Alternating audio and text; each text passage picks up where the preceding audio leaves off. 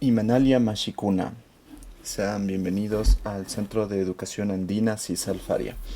En este caso tenemos el tercer taller del primer nivel, que es Introducción a la Cosmovisión Andina desde un enfoque alfárico eh, o alfario. Entonces, vamos con el tema que es Alta Filosofía Andina Pachacahuay. Esto es algo que pude aprender en gran medida de una página de YouTube que tiene una Mauta Kuna, que es el que le dirige, y él tiene por nombre del canal Instituto Pachayachachi, que me parece. Es algo parecido. Creo que no va a ser muy difícil que lo encuentren con esa referencia. Y lo digo porque se merece ese crédito. O sea, en gran medida este taller está fundamentado en lo que aprendí de este Mauta Kuna. En cualquiera de los casos, la filosofía de los Amautakunas es como la apreciación más profunda de la cosmovisión y teología andina, porque esta es teología profunda ya de plano. O sea, no vamos a entrar en los detalles profundos, vamos a explorar los detalles superficiales, pero se puede sobreentender que tiene un estudio que abarca muchos elementos mediante más se va profundizando, y es a través de prácticas alquímicas completas los que se hace, pero esto es algo que se maneja más en lo que es la zona Quero del Perú, otras partes del Perú también, y Bolivia. De hecho, los lugares más próximos al lago Titicaca son los que más están influidos por esta filosofía o esta forma de ver al cosmos. Reitero, es una cuestión ya teológica del andinismo precolombino que se ha mantenido. Ahora se podría decir que tiene un cáliz de neoandinismo, porque es como la reconversión de tradiciones antiguas, pero lo cierto es que no siempre se mantiene con exactitud la forma del pasado, ¿no? En cualquiera de los casos vamos con ello. Tenemos aquí Yaya Inti, resplandor del Iliatexi Huiracocha Pachayachachic. El Inti en sí mismo es un avatar del resplandor de Iliatexi Huiracocha. En sí mismo es el hijo, mas no es el padre.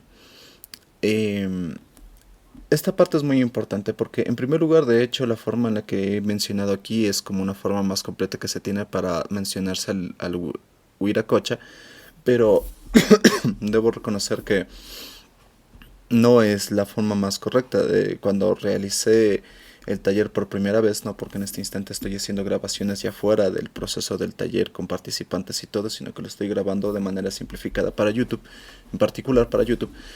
Eh, yo me topé con este conocimiento, pero luego me topé con un libro que tiene un nombre todavía más completo, más compuesto y con un significado todavía más profundo, pero me di cuenta de que para entrar en esos detalles es preferible irnos familiarizando primero, y luego haré un curso, un taller en particular que se enfocará en los códigos lingüísticos para referirse al kana, y con kana me refiero al ser universal. Esto lo digo porque si es que uno se fija, por ejemplo, en la cultura hebraica, ellos tienen varias formas de llamar a Dios. Yaldabaoth, An- ¿cómo es esto? Oh, justo lo tenía por aquí. Ah, sí, pero yo me acordé, es Adonai, entre otras formas. Aunque tengo entendido que antaño, cuando estaba en vigencia el segundo templo israelita, en ese templo, una fecha en particular del año, la fecha más sagrada, ellos invocaban al nombre de su dios con un término en particular que solo podía ser pronunciado o solo debía ser pronunciado esa fecha específica del año. Y después de la caída del templo no se ha presentado la ocasión para nombrarlo, y quizá por ahí haya algún rabino que esté esperando a que puedan crear el tercer templo para que puedan nombrarlo una vez más, pero yo no sé si es que hayan conservado ese nombre con el tiempo. Pero la cuestión aquí es que si es que uno se fija, hacen alusión a un nombre. Hay formas diferentes de nombrar al dios, al Kana. En este caso yo le prefiero decir al Kana como una forma un poco más vacua, pero digamos profundiza en la visión andina de que todos somos parte del mismo ser universal, que es Kana. Kana es ser, el ser universal. Um, en cualquiera de los casos, me di cuenta de que hay un conjunto sincretismos lingüísticos que rodean al aymara, al quechua y al quichua. Los que más he llegado a conocer son los que están en torno al quechua en particular, pero hay bastantes sincretismos interesantes que vale la pena explorar, porque así como los eh, israelíes de la era antigua, me refiero, porque yo creo que hay que matizar ahí, me parece importante. Los israelíes de la era antigua tenían nombre en particular para el Cana que representaba a su pueblo, pues tenían lo mismo las culturas andinas. Lo que pasa es que se ha registrado y se ha viralizado más el conocimiento judaico. Pero lo cierto es que si uno se fija, ¿no? Aquí pongo el término, el Inti en sí mismo es un avatar del resplandor de Iletex y Huiracocha. Es un avatar, no es en sí Iletex y Huiracocha. Y si se fijan, digo, en sí mismo es el hijo, más no es el padre. ¿Por qué lo digo? Porque lo que he venido diciendo en las anteriores clases es que la gente tiende a pensar que Dios es el todo, y eso es correcto, pero el problema es que cuando tú te proyectas a través de un ídolo, a través de un emblema, un símbolo que tiene un carácter cultural, tú subconscientemente en realidad estás aliándote a un representante de un pueblo humano. Yo lo percibo así, al menos. Entonces, dejas de lado el cosmos en su totalidad, en realidad. Y lo digo porque en el caso tanto de los andinos como de los hebraicos o judíos, mejor dicho, cuando mencionan a sus dioses con los nombres más completos, con mayor profundidad mística, eh, no podemos dejar de lado el hecho de que están englobando a la idea del todo en un concepto fonético, en un concepto lingüístico. Y ese mismo hecho significa que le excluye del resto del todo. O sea, porque una persona que en verdad viese en el todo y que pretendiese, digamos, tener una retribución espiritual con el todo, no tendría mayor conflicto con que diga adiós con tal término o con tal término. O sea, yo en lo personal al menos me guío por eso.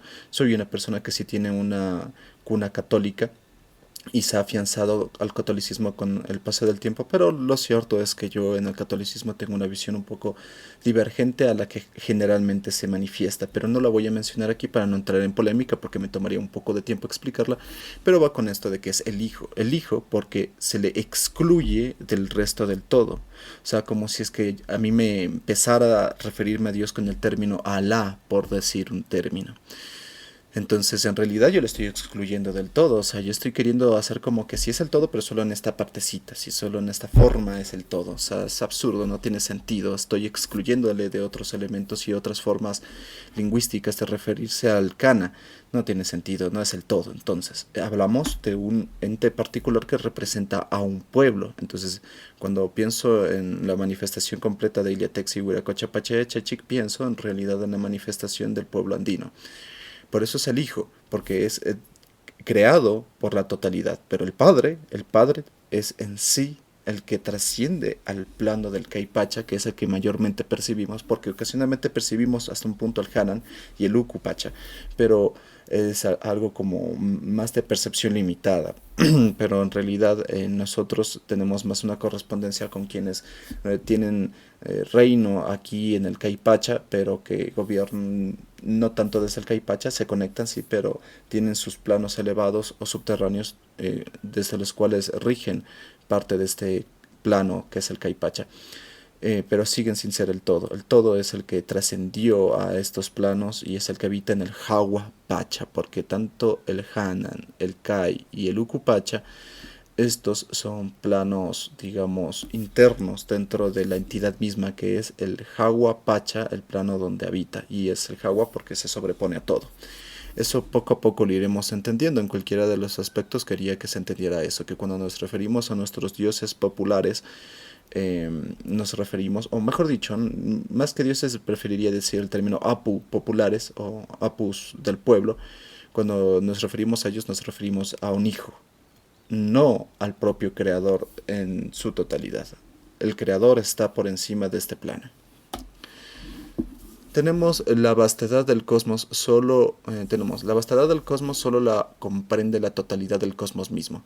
Iliatexi huiracocha pachayechachi. ¿Qué significa?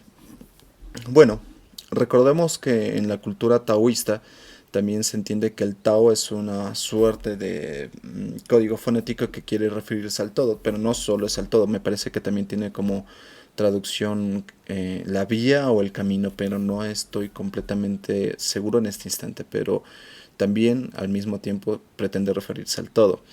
Y sin embargo, según el pensamiento taoísta, según el pensamiento taoísta, no es la forma de nombrar al todo, simplemente es una forma de referirse al mismo, pero no lo puedes nombrar. ¿Por qué? Porque el todo no puede conjugarse en una codificación excluyendo lo demás. Y en ese sentido, Iliatexi Huiracocha Pachayechachik tiene un conjunto de sincretismos lingüísticos, pero tiene una similitud en el sentido en el que pretende referirse al kana, mas no es el nombre del kana, y esto se entiende.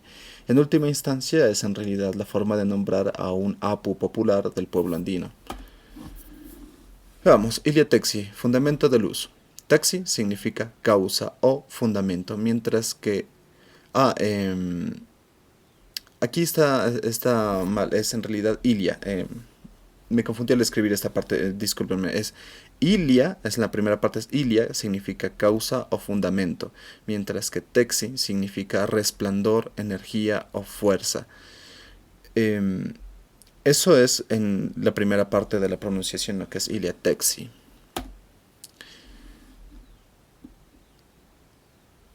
Oh, permítanme un momentito.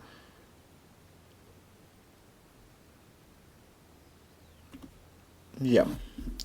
Lo que es Ilia es una sustancia primigenia autogenerada. Ni tiene origen ni tampoco tiene fin. Todo se conforma del Ilia, y éste reside en el todo y proviene tan solo de sí mismo. Las propias leyes de la Pacha están conformadas conforme al Ilia.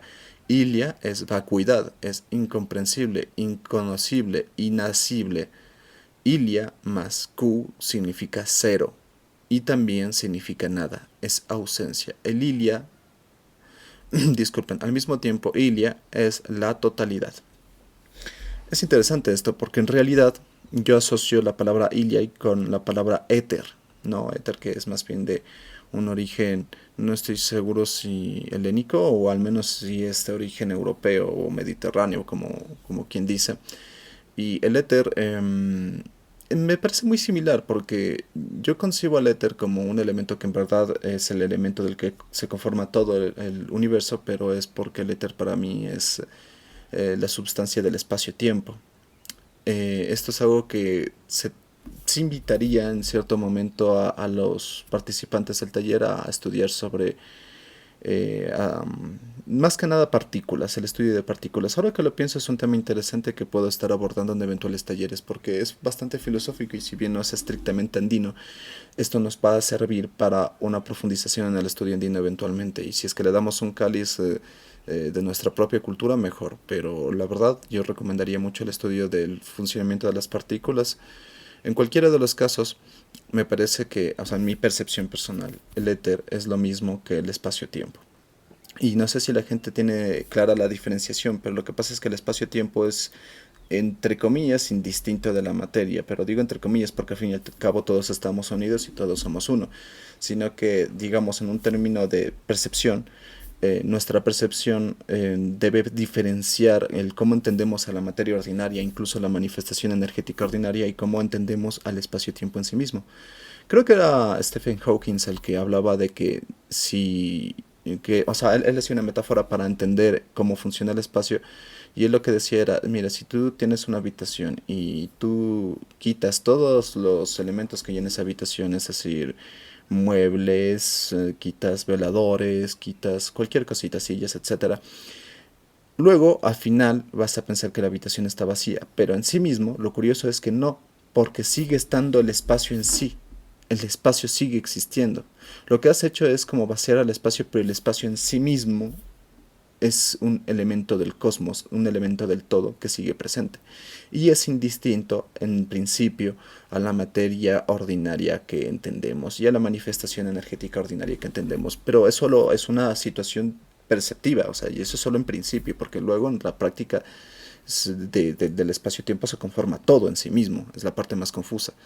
Y por cierto, que cuando dice que Iliac más Q, que sería Iliac, es igual a cero, o sea, significa cero, es interesante esto porque, claro, en el quechua significa cero. Lo curioso, y es que esto me recordó mucho a los sutras de Buda, los 53 sutras de Buda, hay uno en particular y me parece que es uno de los más emblemáticos del budismo, porque al menos yo le sentí como el espíritu del budismo en sí mismo. Era un sutra que decía, medita en la nada. Si aspiras a ascender o trascender, medita en la nada. A mí me choqueó mucho, pero yo tengo esa asociación desde que soy niño. De alguna manera percibo que este plano es como una especie de ilusión, aunque el hecho de que se perciba como una ilusión desde un punto de vista no significa que no sea real, no significa que no sea relevante, pero digamos significa que hay una verdad superior que se superpone a la realidad aparente que nosotros conocemos. Y en ese sentido yo me ponía a pensar muchas veces sobre la nada y me daba mucho miedo el término y no lo entendía, me parecía algo ciertamente tenebroso, pero poco a poco, a medida que lo fui reflexionando, como que lo fui entendiendo, porque también lo veo desde una perspectiva meditativa. Si es que uno quiere ir ascendiendo en su calidad espiritual, en su capacidades de conciencia a través de la meditación, pues hay una metáfora que vi alguna vez sobre cómo se medita que me pareció muy interesante y es que, mira, piensa que la meditación es algo así como que tú estás sentado frente a una autopista y en la autopista está yendo uno y otro y otro y otro y otro auto. Los autos representan las ideas. Si tú te concentras en un auto porque dices, ah, qué bonito auto, entonces ya no puedes ver la totalidad de la autopista y la totalidad de los autos. Estás enfocándote solo en una parte del cana. Pero si es que tú decides no concentrarte en absolutamente ningún auto, pero ninguno, cero, podrás ver la totalidad de la autopista. Es algo así. No sé si es que me haya dado a entender bien. Ojalá que sí. Tenemos Iliapa, manifestación de la energía cósmica. El Iliatexi, Huiracocha, Pachaya, Chachek, se manifiesta como Iliapa. Esto significa Tukuy Iliapacha. Es decir, todo es energía. Esto es muy importante porque conecta con la clase que les estaba dando anteriormente, y es que Iliapa es una forma del cosmos en sí. En realidad, claro, Iliapa se hacía referencia a el rayo, y no es que el rayo era en sí una deidad como lo podríamos entender en el sentido occidental, ¿no? Como por ejemplo Zeus. Podría ser parecible, o sea, parecido, disculpen, parecido en algunos aspectos, quizás si uno quiere hacer una homologación ahí porque somos híbridos culturales, después de todo tenemos un hibridaje del mundo helénico, el mundo romano, el mundo abrahámico, y en última instancia también evidentemente tenemos un arraigo estructural, histórico, cultural con nuestra percepción andina, pero debemos sentirnos en la libertad de reinterpretar de una manera novedosa lo que fue antes, porque lo que fue antes no es perennemente tal y como lo fue antes, simplemente es una percepción reivindicada poco a poco, pero nunca es exactamente como fue antes. Entonces no hay problema con ello, pero yo personalmente prefiero verle más bien como un elemento del cosmos, como una manifestación, una forma del kana. En sí no es para mí una deidad, ni siquiera diría que es un apo, sino que diría más bien es un arquetipo. En ese sentido podría coincidir con el término de Zeus, pero matizando, porque Zeus se le vuelve antropológico, se le vuelve eh, ¿cómo se le dice? Bueno, se le vuelve como humano, ¿no? Como que se le asocia un poco al carácter humano, pero en el caso del Iliapa, para mí es más específicamente el arquetipo de la forma que tiene el cosmos, por los motivos que mencioné en el anterior taller, pero es muy importante que nos familiaricemos con esto porque, reitero, las autopistas, las vías respiratorias, las vías sanguíneas, los árboles, los rayos, incluso los puntos de interconexión entre las constelaciones, mmm, las grietas, los acuíferos. Si miras con agudeza, notarás que todo en el cosmos tiene la forma de un iliapa y uno diría, pero bueno, incluso en todo caso nosotros que somos un planeta, somos esféricos, en ese punto no aplica. Somos esféricos, pero nos movemos en una trayectoria espacio-temporal que dibuja un vector que se va, digamos, viendo más bien en el espacio-tiempo como una especie de línea que acorde a las fenomenologías astronómicas que ocurren, o sea, por ejemplo, un choque de planetas o el desmembramiento del propio planeta, o sea, esto visto en una escala espacio-temporal sí dibuja la imagen de un Iliapa. Eh, bueno, en todo caso, me parece importante entender que el Iliapa incluso es como una especie de interconexión entre puntos energéticos que son como partículas, es decir, ¿en qué me voy con esto? Miren, a mí me pasa algo muy interesante y es que cuando yo veo las estrellas, yo percibo, y no es que veo, sino que percibo una especie de canal o caudal electromagnético que une a las estrellas. Es como si es que viera literalmente líneas que unen constelaciones. Y cuando lo veo, me doy cuenta que existe una especie de reciprocidad energética, o sea, sí existe un caudal electromagnético. No sé si se pueda ver como tal, yo diría que simplemente lo percibo.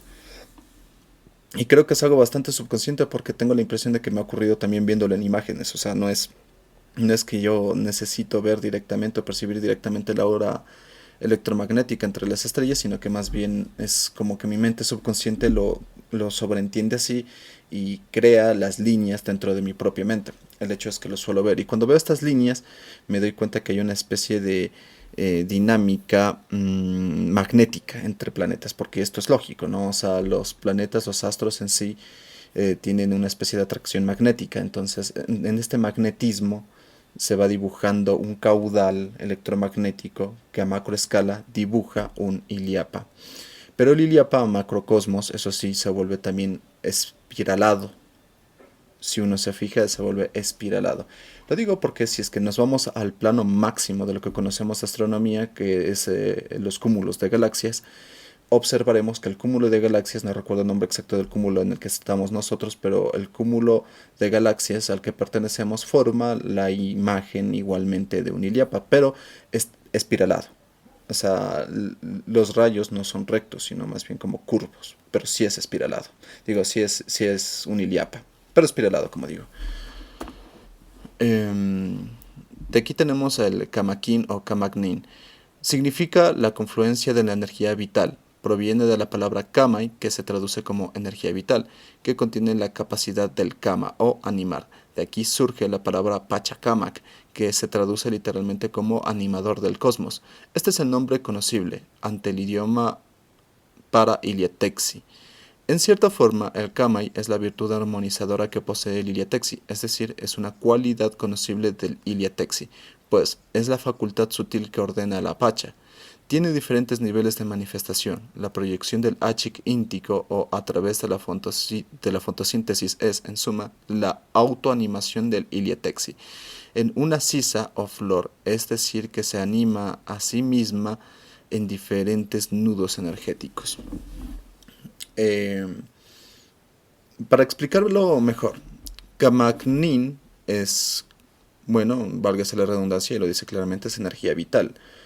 Pero sumado, o sea, porque esto proviene de la palabra kamai, ¿no? Que es como, o sea, mejor dicho, claro, estoy mal, porque en realidad el kamagnin significa confluencia de la energía vital. Pero esto es una forma que yo le di de interpretar propio, o sea, es de mi autoría eso, ¿no? Inspirado en el Instituto Panchayachachik, pero yo le di este matiz. ¿Por qué? Porque si kamai significa energía vital y kama significa animar, entonces hablamos de que la energía vital anima o se anima a sí misma, pero parte de que la energía vital está siendo animada, digámoslo así.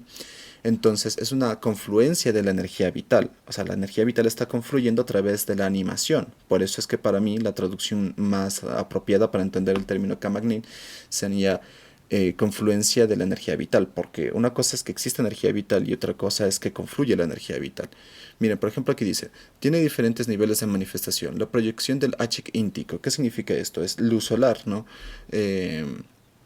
Porque se refiere a íntico del Inti y Achik es luz en quichua. No sé si es que en quechua también, pero me parece que sí. Dice, a través de la fotosíntesis es en suma la autoanimación del Iliatexi. Mira, esta es una parte muy importante porque sabemos que las plantas funcionan a través de la fotosíntesis. De hecho, en suma, nosotros sí somos energía solar. somos una manifestación del sol en diferentes niveles. ¿Por qué? Porque las plantas que nos nutren se alimentan directamente del sol, proyectan la energía del sol, la energía vital que emana del sol, la proyectan, la confluyen, la animan y se animan a sí mismos con esta energía. Entonces las plantas van animándose a sí mismos con la energía solar, se van animando, luego generan el fruto, pero el fruto sale de la energía solar, ¿no? Entonces cuando uno come el fruto está comiéndose energía solar, es una confluencia de los minerales de eh, Tiximuyo. Tiximuyo es el nombre del planeta Tierra, los minerales de Tiximuyo, y la conjugación de estos minerales con la energía del Inti, que es una forma, una emanación, una cualidad, una de las que se puede conocer del Ilia Huiracocha Pachaya Chachik. Eh, es conocible porque interactúa de una manera más comprensible con nuestro plano. El Kausai. Kausai significa en quechua y quichua vida, existencia, habilitar e incluso confluir armonizando. Lo que diferencia a un ser orgánico y uno inorgánico no es lo orgánico, no es que el orgánico posea energía vital o kamai, pues todo en la pacha posee kamai, ciertamente en diferentes concentraciones, pero lo que diferencia la manifestación orgánica de la manifestación inorgánica es el kausai, que es en realidad que en realidad debe ser entendido filosóficamente como vorágine armonizadora de energía vital, o también podría ser energía viviente, mientras que Kamai es tan solo energía vital. En realidad, todo en la Pacha posee Kamakin o Kamaknin. Kamakin también es una forma de referirse al término.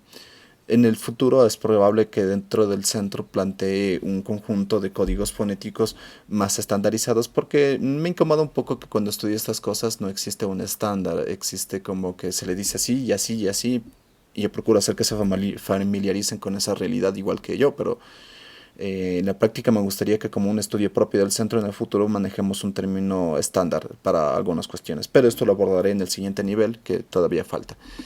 En realidad, todo en la Pacha posee Kamakin, es decir, Kamai y Kausai, solo que la manifestación orgánica tiene la capacidad de proyectar esta energía vital en una pluralidad todavía mayor de trabajos o animaciones. Verán, voy a explicar esto de una manera muy llamativa porque le he tomado un interés particular este último tiempo a los temas del esoterismo en la minería. O sea, verán, hay algo que yo noto que se replica, yo diría, en todo el mundo, pero no es como que sea algo que se sepa de manera pública. Yo creo que es el tipo de cosas que solo quien realmente está interesado lo notará. No es para hacer público y tampoco creo que la gente en su mayoría tiene la apertura mental para reconocer esta verdad y darle atención. Pero lo cierto es que cuando o sea, cuando hay organizaciones que quieren minar una montaña, déjenme decirles que el camaquín de la montaña, es decir, la energía vital de los minerales subterráneos de la montaña, se manifiestan de manera real, de una manera energética, y esa manera energética se le llamaba en el quichua y quechua supay. En la actualidad en Bolivia, por ejemplo, le dicen tío. No sé por qué le dicen tío, la verdad. No creo que sea Aymara, pero de todos modos estaría por ver. El hecho es que en una forma más escueta se le puede decir que es el patrón de la tierra, ¿no? Le dicen así, el patrón de la tierra también. Lo he escuchado más en México así. Algunos podrían decir que es un diablo a secas. Yo creo que no estaría mal decirlo así, pero creo que limita un poco la profundidad de la comprensión. Pero el hecho es que sí va por ahí. ¿Por qué? Porque hablamos de que el mundo tiene una confluencia energética en la que hay diferentes niveles de conciencia. Y no creas que tú, por ser un ser orgánico, eres el único que tiene manifestaciones de conciencia. Por esto, algo que ocurre con la minería es que muchas veces si quieren excavar una mina, pues tienen que ahí hacerle un tributo y a veces qué tributos, realmente qué tributos. He escuchado historias muy salvajes del tema, pero yo no me pongo en ese rol moralista de decir esto y aquello porque al fin y al cabo la minería es vital para el ser humano, pero sí es como que chocante esa realidad de que hay que darles tributo porque estos patrones de la montaña dicen, a ver papito, básicamente yo tengo este camagnino, que es el mineral en sí de la montaña, todo lo que conjuga a la montaña. Entonces dice, yo tengo este camagnin. En el principio andino todo funciona desde la reciprocidad, pero esto debería funcionar en toda norma cósmica. Y yo creo que cuando una persona sabe entenderlo. De hecho, eso es una actitud metafísica. O sea, la correspondencia es como que sabes tácitamente que todo debe converger de una u otra manera. O sea, desde la correspondencia me refiero, ¿no? O sea, si tú recibes algo, tú debes brindar en algún momento algo. Yo lo veo así y pienso que eso funciona tanto aquí como la conchinchina, o sea, es lógico. Pero el cuento es que, chuta, cuando uno hace una excavación se lleva mucho Camagnin de el patrón de las tierras, ¿no? Y la cuestión ahí es que eso no es una correspondencia con el SUPAI. Entonces el SUPAI también vela por sus intereses y lo hace de una manera bastante particular, porque, como dice la frase al César, lo que es el César, pues al SUPAI lo que es el SUPAI. Es decir, lo subterráneo, que vaya a lo subterráneo. Y en ese sentido, las ofrendas que se le puedan hacer a estos patrones pueden ir a términos muy radicales. Sí, pero matizando que no se busca, digamos, a diferencia de ciertos gremios, no se busca la deshumanización total, o sea, como una especie de adoración al acto inmoral. No es eso, sino que simple y llanamente es como que te llevas parte de mi vida, pues dame algo de vida. Es algo así.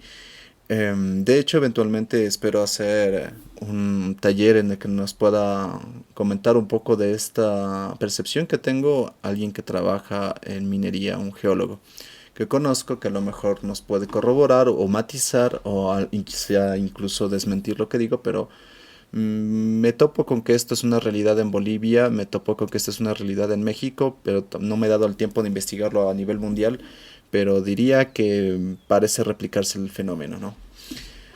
Ahora, ¿cómo diferenciamos ese camaquín de la montaña del camacnín, o mejor dicho? Eh, claro, claro, más bien estoy mal. Ese es el Kamai, ¿no? Ese es el Kamai de la montaña. Estoy refiriéndome mal porque es un despiste de mi parte, pero hablamos del Kamai de la montaña. ¿Por qué diferencia del Kamai de la montaña con el Kamaknin o la manifestación del causa que tenemos los seres orgánicos? La diferencia es la siguiente. Eh, el Kamaknin, digo el Kamai de la montaña es algo estático. El Supai no tiene muchas opciones de qué hacer, o sea, no es como que va a decir un día, ah, sabes que me quiero ir a Europa de viaje o me quiero ir a China de viaje. No sé cómo funciona en ese plano, pero yo diría que ellos están más o menos atados a su territorio, son estáticos y no pueden, digamos, hacer que de su mineral, de su kausai, digo de su kamai, surja de manera plural diferentes elementos vivientes, al menos no por sí mismos, sino que esa ya es la inoculación, la esencia o la sustancia que da Pachamama y Pachatata al Kamai en sí. Y nosotros somos eso, porque nosotros ya en cambio somos la energía viviente, o sea, una cosa es energía vital que puede manifestarse en un nivel de conciencia, pero es estática, y otra cosa es la energía viviente que puede, de hecho, no solo plurificar la cantidad de trabajos que podemos hacer en el mundo, en la vida, sino que además tiene el fenómeno de que somos una confluencia de la vida que parte del nacimiento, Pacarina, y la muerte. Entonces, una montaña no puedes decir que nace y muere. Quizá en algún que otro sentido podríamos referirnos a algo parecido, pero en sí, en el sentido orgánico que conocemos, no hay nacimiento ni muerte. Nosotros sí nacemos y sí morimos porque somos como un huracán, somos una confluencia energética. Esa es la diferencia y la energía estática y la confluencia energética, que es como una vorágine que absorbe la energía, el kamai que hay en la naturaleza y luego lo emana. Y llega un punto en el que la vorágine, el huracán, llega a un apogeo de su capacidad de almacenamiento energético y a partir de ahí empieza un retroceso. Entonces hablamos de que al principio la vorágine tiene la aura dorada de la vida, del renacimiento, llega a un punto de apogeo y se superpone entonces el aura de la putrefacción que empieza poco a poco, poco a poco, poco a poco, ir mermando, digamos, la vorágine hasta que la vorágine desaparece. Pero la vorágine en el transcurso puede incluso reproducirse como lo hacemos nosotros. Lógicamente causa, y por cierto, bueno, se diferencia de que es vida de una manera un poco más sencilla, podemos entender causa y como la vida, la manifestación de la vida, Aquí pongo vida, existencia, habilitar e incluso confluir armonizando. Confluir armonizando justamente es un término que me parece es una forma más profunda de referirse a lo que es la vida, es porque la vida es una confluencia energética armonizada. Pero en última instancia, Kausai en sí me parece que se puede entender mejor como la manifestación de la vida. ¿Cómo separamos la palabra Kausai de la palabra Kamagnin? Kamagnin puedes entenderlo como la sumatoria de energía vital y su confluencia. Entonces es como decir, referirte a la energía vital que tiene la carne de una vaca, de una vaquita o de un cordero. Es como que tiene Kamagnin ahí, pero o sea, mientras está vivo. Si le matas es Kamai. El Kamai tú le tomas y le vuelves Kamagnin dentro de ti, y cuando se vuelve Kamagnin dentro de ti, entonces se está experimentando o se está manifestando el causa. Causa y es la manifestación de la vida. Es una forma de interpretarlo, por cierto que no hace falta que tengamos tan diferenciada algunas cuestiones porque la magia de la comprensión lingüística es que exista una capacidad de juego de palabras y una suerte de similitud entre términos para que cuando se haga ciertas oraciones con ciertos términos de una manera inteligente, poética, se pueda adquirir una comprensión todavía más profunda de lo que el poema por sí intenta describir con unas pocas palabras. Tenemos el Samai. El Samai sería la traducción más oportuna que se puede tener sobre la palabra aura, pues ambas significan en su etimología aliento, y esta es la referencia por excelencia del espíritu. También se puede interpretar a Samai como espíritu, armonía, armonización, energía sublime. Es una energía sutil presente en la Pachamama cuando ésta está en estado de reposo o sublime confluencia. A las personas que alcanzan este estado se les llama Kasi Songo, que se traduce como aquel de corazón pacífico. Esto ya en el quechua, ¿no? Y es muy interesante porque, miren, cuando yo buscaba qué significaba o de dónde venía la palabra aura, el significado original era aliento o aire. Y me topo con que Samai tiene la misma traducción. De hecho, cuando leo la Biblia me di cuenta que no estaba mal porque, o sea, tengo una Biblia en quichua que ahí corroboro, ¿no? Ciertas cuestiones lingüísticas y veo que sí, que usan el término Samai para referirse al alma, pero me parece que es algo más como el alma sutil, es como que hablando en un sentido más bien luminoso, porque Samai en sí mismo no es lo que tienen las personas que generan mucha jucha, que reitero, jucha es un término que se usa para decir mala vibra. Yo creo que las personas que tienen mucha mala jucha, o sea, tienen como un Samai deteriorado, entonces si quieres puedes decirle Samai, pero creo que se debe destacar que es un Samai deteriorado, porque el Samai es como que el espíritu sí, pero en un proceso de armonía, es en un mínimo proceso de armonía. Por eso cuando una persona armoniza bastante bien el Samai y se vuelve algo bastante melódico, es que se vuelve un Kasi Songo. Eh, pero me parece que el término más general también para referirse a un espíritu sería más bien Apu. Samai sí es espíritu, pero yo le matizo con la idea de que es más bien como un espíritu en estado o en proceso de armonización. Mientras que Apu es un término que se usa, no sé si es que lo usan también en Perú o en Bolivia, pero creo que sí, al menos en Perú sí lo usan, me parece, y es como Apu es como el ente energético que representa un lugar o una persona, ¿no? Yo mismo puedo tener un Apu, un árbol tiene un Apu, yo le percibo los Apus a los árboles, de hecho. Eh, entonces Apu es como algo más general, más neutro. Puedes referirte a un Supai como un Apu, pero se me hace difícil referirme a un Supai como una forma del Samai porque no está armonizado, más bien está en un proceso de desarmonización, de estridencia, digámoslo así, estridencia electromagnética o una onda estridente. En cualquiera de los casos, eso es un aspecto muy importante a tener en cuenta. Sepan que de hecho en el quechua se toma muy en cuenta el término que hace alusión al corazón.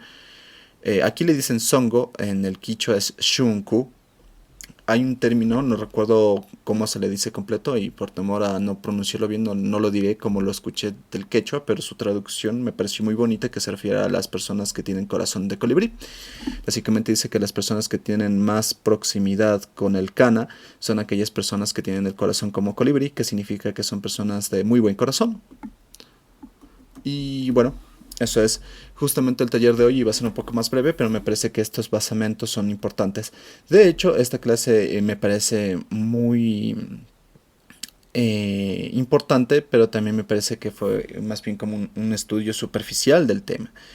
Por eso mismo, en el siguiente nivel va a haber un estudio lingüístico profundo, porque lo que me interesa, sobre todo en este primer nivel, es que nos vayamos familiarizando con conceptos generales y luego profundicemos poco a poco en cada uno de ellos, me parece lo más oportuno.